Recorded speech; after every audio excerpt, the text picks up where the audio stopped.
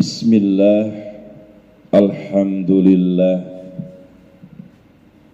alladzi domina sa'adah bid dunya wal akhirah liman amana wa amila amalan salihan. Asyhadu an la ilaha illallah ar-rahmanur rahim wa asyhadu anna Muhammadan abduhu wa rasuluhu khatamul anbiya'i wal mursalin. Amma ba'd. Faqad qala Allah ta'ala fil Qur'anil Karim, a'udzu billahi minasy syaithanir rajim. Laqad kana lakum fi rasulillahi uswatun hasanah. Al-ayat. Wa qala Allahu aidan fa ya ibadallah ittaqullaha haqqa tuqatih wa la tamutunna illa wa antum muslimun. Ma'asyiral mu'minin, ikhwat iman sidang Jumat rahimakumullah. Pertama dan utama, kita panjatkan puji dan syukur kehadirat Allah Subhanahu wa ta'ala. Alhamdulillah, dengan takdir dan inayah Allah pada kesempatan siang hari ini, Allah meringankan langkah kita. Allah memberikan kepada kita kesempatan untuk melakukan ibadah yang terbaik hari ini, dan kita juga dalam melaksanakan ibadah Jumat berjamaah mudah-mudahan menjadi amal salihah buat kita semua. Ikhwatu iman rahimakumullah, masih kita berada di akhir bulan Syawal, maka yang disunahkan Rasulullah kita membaca dan mendoakan doa tahniyah Rasulullah, taqabbalallahu minna wa minkum. Mudah-mudahan Allah menerima seluruh nilai ibadah yang sudah kita lakukan di bulan suci Ramadan, dan Allah mengampuni dosa-dosa yang telah kita lakukan. Ikhwatu iman rahimakumullah, di dalam Tajdid Sahih Bukhari, ketika Rasulullah sallallahu alaihi wasallam selesai melaksanakan sholat subuh dan beliau wirid, kemudian beliau menghadap badannya kepada para sahabat, dan Rasulullah bertanya di dalam hadisnya, wa an Abi Hurairah radhiyallahu anhu qala Rasulullah sallallahu alaihi wasallam, at-tadruna mal muflis. Ketika itu Rasulullah menghadap di depan para sahabat, dan Nabi bertanya kepada para sahabat, at-tadruna mal muflis, apakah kalian tahu apa yang disebut dengan muflis itu? Muflis artinya bangkrut. Waqalu, dan para sahabat menjawab ketika Nabi bertanya apa yang disebut dengan muflis, bangkrut itu apa? Waqalu, dan para sahabat menjawab, al-muflisu duna dinaron wala dirhaman wala mata'a. Kata para sahabat, yang disebut muflis adalah orang yang tidak punya dinar, mata uang dari emas, wadirham, mata uang dari perak, wala mata'a, dan tidak ada sesuatu yang dimakan ketika itu, saking dia tidak punya apa-apa. Mata'ah. Kata Nabi, na'am, betul. Apa yang kau sampaikan yang disebut muflis itu, orang tidak punya uang, tidak punya materi, tidak punya makanan yang untuk dimakan ketika itu. Itu disebut muflis, kata para sahabat. Kata Nabi, betul. Tapi yang aku maksud, muflis seseorang kelak bukan di dunia, tapi muflis seseorang kelak di akhirat. Yang bagaimana muflis? Orang yang rugi, orang yang dia menjadikan dunia hanya untuk permainannya saja. Maka ketika itu Rasulullah menjawab, apa yang disebut dengan muflis? Nabi menjawab, innal muflisa min ummati. Sesungguhnya orang yang muflis, yang bangkrut di antara umatku kelak di akhirat, ya'ti yaumal qiyamah bis salati was saumi waz zakat wal haj wal umrah wa amala bihi. Di antara orang yang rugi, yang muflis, yang bangkrut dari umatku kelak di akhirat adalah orang yang nanti pada hari kiamat datang kepada Allah membawa pahala sholat, membawa pahala saum, membawa ganjaran pahala sedekah, infak, zakat, dan juga haji, umroh, dan amal-amal kebaikan lainnya. Kata Nabi menyampaikan seperti itu. Setelah Nabi bertanya seperti itu, kemudian ya Rasulullah, kenapa mereka membawa itu semua? Amal-amal yang dia lakukan di dunia, kebaikan-kebaikan itu dia bawa kelak di akhirat menghadap kepada Allah. Wasatamahada, tapi mereka juga membawa apa ya Rasulullah? Al-hasadu, penyakit hasud. Wal manni, menyakiti kepada orang. Wal gibah, wan namimah, adu domba, kata Nabi. Kemudian para sahabat, terus bagaimana itu fitnah, hasud dan sebagainya? Ketika mereka itu menghadap kepada Allah, membawa seluruh amal-amal kebaikannya, ternyata ketika mereka menghadap kepada Allah, fa'utiya hasanatahu, maka kebaikan-kebaikannya oleh Allah diambil dan amal kebaikannya itu diberikan kepada orang yang dihasudinya itu. Maka inna kata please, itulah orang-orang yang rugi, itulah orang-orang yang bangkrut di antara umatku. Serasa di dunia sholat tidak pernah lewat, pahala ibadah sholat dibawa kelak di akhirat, zakat, infak, sedekah dikumpulkan, tetapi ketika di dunia dia berperilaku hasud, mani, menyakiti, mengejek, memaki kepada orang, kemudian menyebutkan amal-amal yang dia perbuat, kemudian dia berbuat ghibah, menceritakan kejelekan orang lain, maka kelak seluruh amal-amalnya itu oleh Allah diambil, kemudian diberikan kepada orang yang dihasudinya itu, dizoliminya itu. Nauzubillah, kata para sahabat. Kata Nabi, belum selesai muflisnya di sana. Terus apalagi? Payuto sayiatin ila hasanuhu. Selain dia diambil seluruh amal kebaikannya, amal solihnya, diberikan kepada orang yang dihasudinya itu. Dan yang terakhir, orang yang dihasudinya itu punya dosa dan kemaksiatan, diambil oleh Allah, diberikan kepada orang yang berbuat hasud itu. Innaka muflis minal ummati.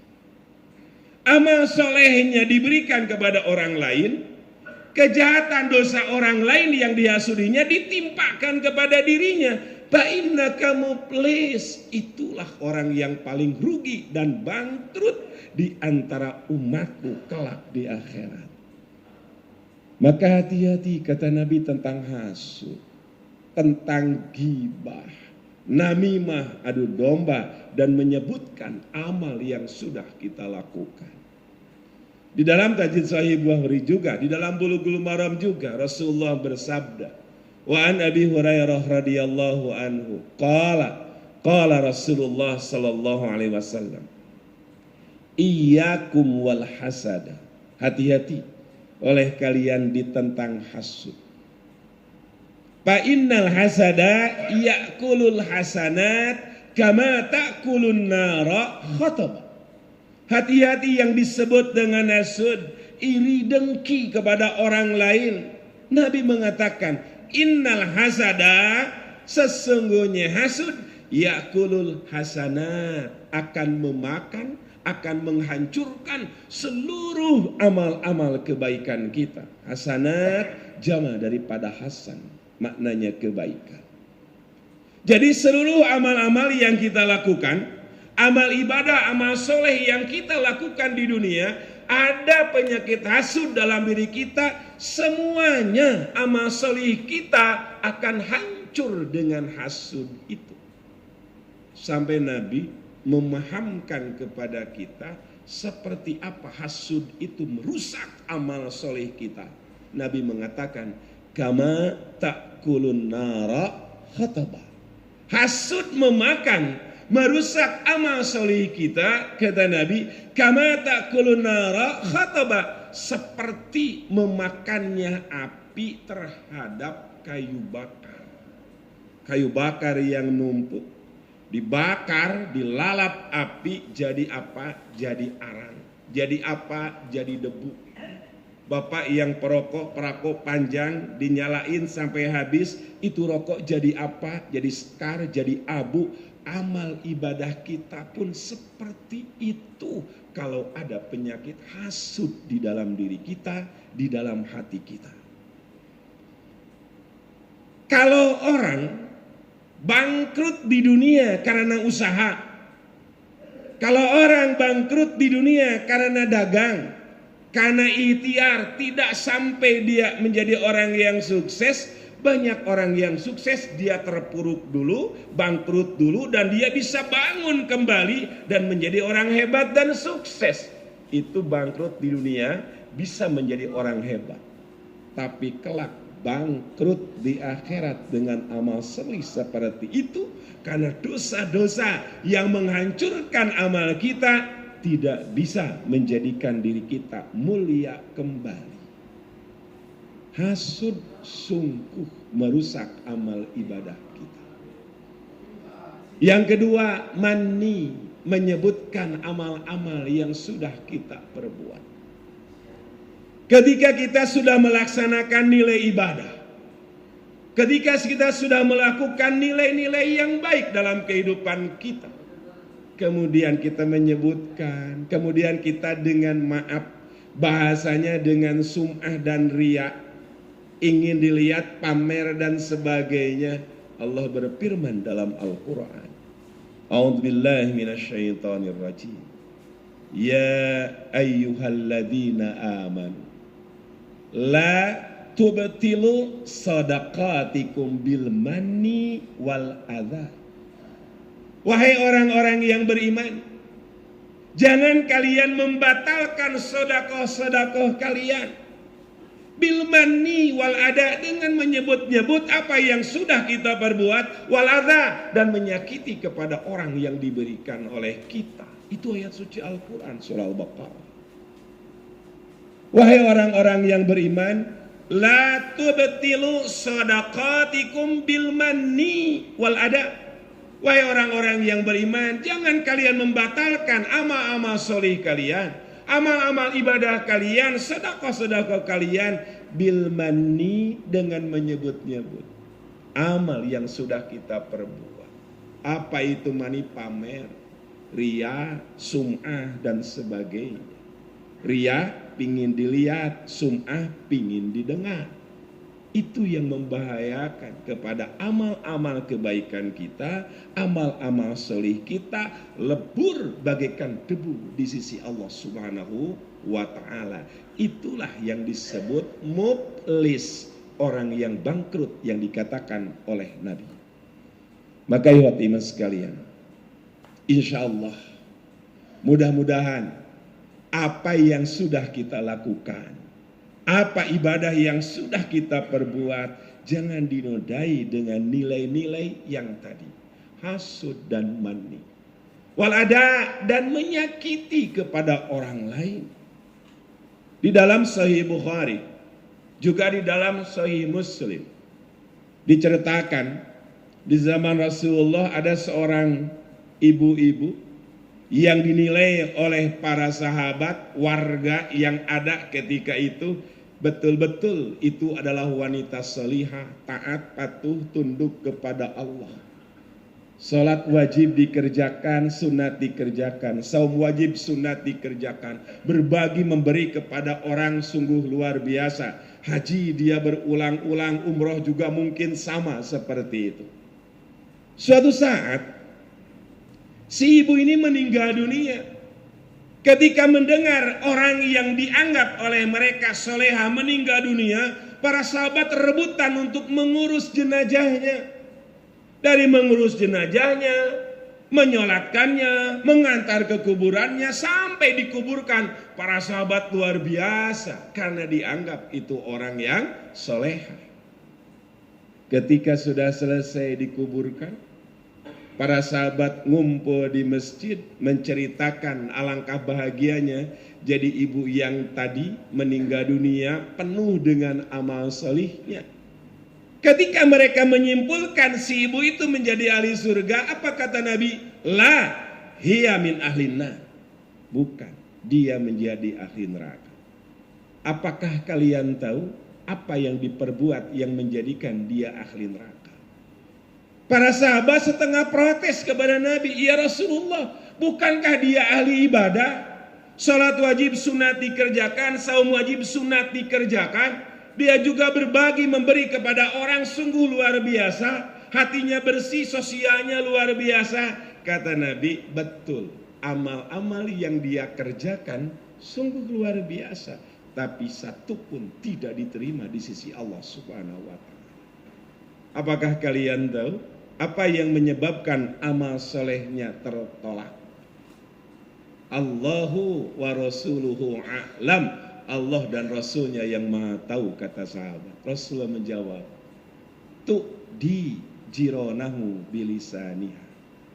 Yang menyebabkan si wanita itu seluruh amalnya tertolak di sisi Allah Subhanahu wa ta'ala apa? Tu'di jironahu bilisaniha. Dia pernah berkata menyakiti kepada tetangganya, belum minta maaf dia meninggal dunia. Kalau kita punya tetangga, kita punya saudara, kita punya kawan tempat kerja, hati-hati dengan lisan. Banyak orang yang celaka karena lisannya, banyak orang yang mulia karena lisannya, tapi tidak sedikit orang yang celaka, hina karena lisannya. Sampai Nabi mengisyarohkan tudi alaika tudi. Jangan sekali-kali lidahmu itu menyakiti hati seseorang. Karena kalau orang sudah sakit hati tidak mungkin diobati dengan obat yang biasa medis. Mungkin setahun kita minta maaf orang tergores hatinya, 2 tahun 3 tahun masih belum sembuh juga, maka ada istilah sampai 7 turunan saja. Nauzubillah min dzalik. Hati-hati dalam lingkungan kita di mana saja kita berada. Mau ke atasan, mau ke bawahan kita, dimanapun kita berada, sebagai orang tua kepada anak, sebagai tetangga kepada tetangga yang lain, hati-hati dengan lisan. Ihfad lisanaka, hati-hati jaga lisan. Masya Allah. Kepada iman sekalian, hadis ini mengingatkan kepada kita, jangan sampai lisan kita, lidah kita itu bagian anggota badan kita yang memang tidak kelihatan ketika mulut kita tertutup. Tapi sekali dia keluar mengejek orang dengan mengeluarkan lidah, orang bisa tersinggung. Sekali yang kedua kalinya lidah mengeluarkan kata-kata yang menyakitkan, semakin sakit orang itu. Apalagi mengejek, menghardik dan memaki, nauzubillah min dzalik. Iman sekalian, ini Rasulullah menyampaikan 14 abad tahun yang lalu kepada para sahabat. Saya sampaikan kembali kepada saudara kami kaum muslimin, dimanapun kita berada, buat apa kita beribadah kepada Allah? Buat apa kita bermuamalah kepada Allah? Kalau seluruh anggota badan kita, terutama lisan kita tidak dijaga. itu menjadikan bagaikan debu yang ada di atas batu, maka amal kita debu dan tertiup angin, tertimpa hujan, maka hilanglah debu-debu itu. Nauzubillah min dzalik.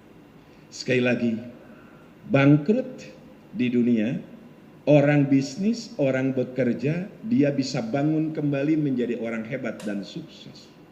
Tapi kalau bangkrut kelak di akhirat karena penyakit-penyakit hati, itu yang akan merusak seluruh amal kita, maka tidak ada pun sedikit pun di sisi Allah dari pahala-pahala itu. Maka insya Allah mudah-mudahan di hari dengan penuh berkah ini, di hari Jumat, kita memohon kepada Allah, mudah-mudahan Allah bisa menjaga seluruh anggota badan kita dari penyakit hasud, riya, dengki, takabur, sum'ah dan sebagainya. Karena kata Nabi, ma'alaika bihahlika. Orang akan ngiri, orang akan hasud, orang akan dendam. Karena apa? Karena dalam lingkungan yang terdekat. Guru tidak pernah ngiri kepada insinyur. Insinyur gak pernah ngiri sama ekonom. Ekonom gak pernah ngiri kepada ahli hukum, pengacara. Tetapi kata Nabi, iri-irian dengki itu adanya dalam satu profesi yang hatinya kotor dan tidak bersih.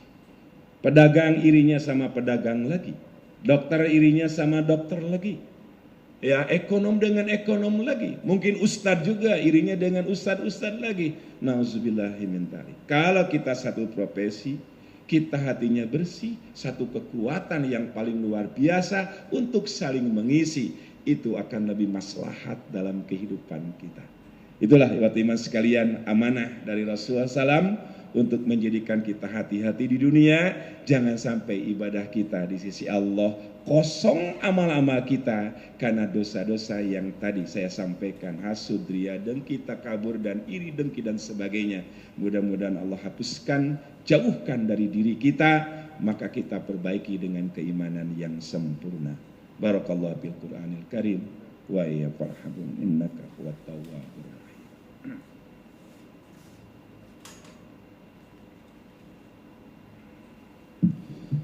Alhamdulillahilladzi amarna bittaqwa wa nahani ittiba'il hawa. Asyhadu an la ilaha illallah wahdahu la syarikalah wa asyhadu anna Muhammadan abduhu wa rasuluh. Amma ba'd. Ikhwan, sidang Jumat rahimakumullah, di khutbah pertama tadi saya menyampaikan wasiat Nabi untuk kita terhindar, menghindari, menjauhi apa yang disebut dengan muflis yang merusak kepada seluruh amal-amal ibadah kita. Jauhi sifat-sifat penyakit hati. Kata Imam Ghazali, 30 penyakit hati yang terpapar di dalam anggota badan kita, satu persatu dunia dan akhirat menjadikan hamba Muhammad menjadi manusia-manusia yang lemah, manusia-manusia yang terkutuk dan menjadi manusia-manusia yang merugi. InsyaAllah mudah-mudahan kita berdoa kepada Allah, minta dijauhkan dari hal-hal yang demikian, dimanapun kita berada selalu dimuliakan oleh Allah Subhanahu wa ta'ala. Dan mari semuanya membersihkan hati kita, menjernihkan pikiran kita. Kita berdoa kepada Allah, mudah-mudahan doa kita dijabah oleh Allah Subhanahu wa ta'ala. Allahumma gfir lil mu'minina wal mu'minat wal muslimina wal muslimat al ahya minhumul amwat innaka sami'un qaribun mujibud da'wah. Rabbana ighfir lana wa li ikhwanina alladziina sabaqu bil iman wa la taj'al fi qulubina ghillan lil ladziina amanu Rabbana innaka ra'ufur rahim. Rabbana dhalamna anfusana fa in lam taghfir lana wa tarhamna lanakunanna minal khasirin. Rabbana hab lana min azwajina wa dhurriyyatina qurrata a'yun waj'alna lil muttaqina imama. Rabbi habli minas salihin. Rabbana atina fid dunya hasanah wa bil akhirati hasanatan wa qina adzabannar. Allahumma rabbil izzati amma yasifuna wassalamun alal mursalin Walhamdulillahirabbil alamin. Wallahu akbar.